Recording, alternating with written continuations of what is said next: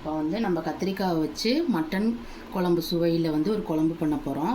அதுக்கு தேவையான பொருட்கள் கத்திரிக்காய், தக்காளி, வெங்காயம், தேங்காய், கறி மசாலா பட்டை, கருவேப்பிலை ஊற்றிட்டு இந்த மாதிரி கட் பண்ணி வச்சுக்கோங்க. உள்ளே புழுவெலாம் இருக்கா நல்லா பார்த்துக்கோங்க. முழுசாக போட்டுக்கணும், அப்படியே கட் பண்ணி நடுவில் மட்டும் கீறினா போதும். இதை போட்டு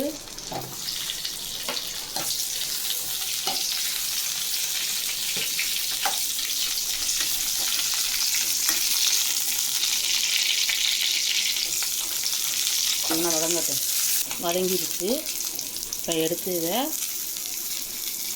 இன்னொரு பக்கம் அதை எடுத்து வச்சுட்டு வேறு சட்டியில் பாத்திரத்தில் எண்ணெய் ஊற்றிட்டு அஞ்சதும் கறி மசாலா பட்டை,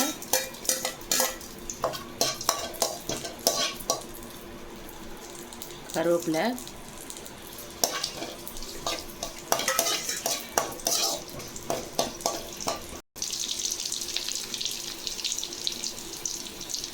வெங்காயம் போடணும். வெங்காயத்தை நல்லா வதக்கணும். இப்போ வெங்காயம் நல்லா வதங்கிருச்சு. இப்போ தக்காளி எடுத்து போட்டுக்கலாம்.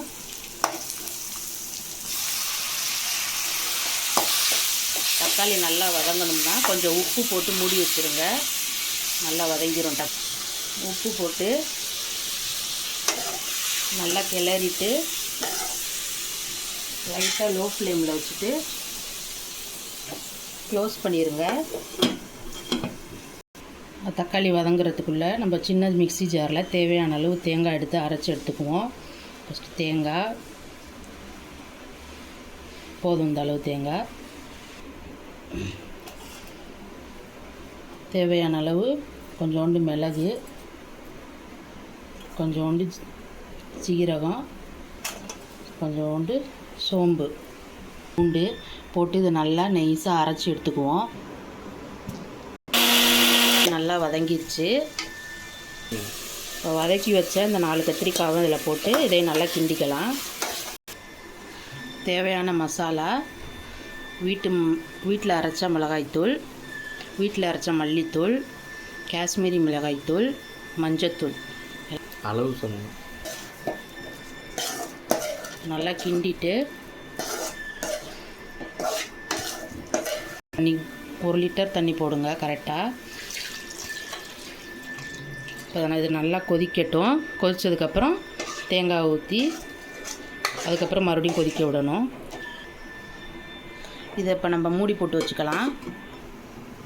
குழம்பு நல்லா கொதிச்சிருச்சு. இப்போ அரைச்ச தேங்காவை அதில் எடுத்து போட்டுக்கலாம். அரைச்ச தேங்காவை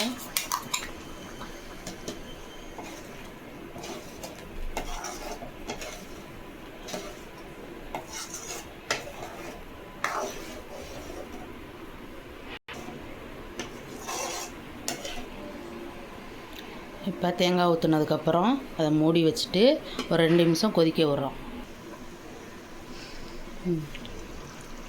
இப்போ நல்லா எண்ணெய் பிரிஞ்சு வந்துருச்சு. பார்க்குறதுக்கு அப்படியே மட்டன் குழம்பு மாதிரியே இருக்குது. பார்க்குறதுக்கு மட்டும் இல்லை, டேஸ்ட்டும் அப்படியே மட்டன் குழம்பு மாதிரி தான் இருக்கும்.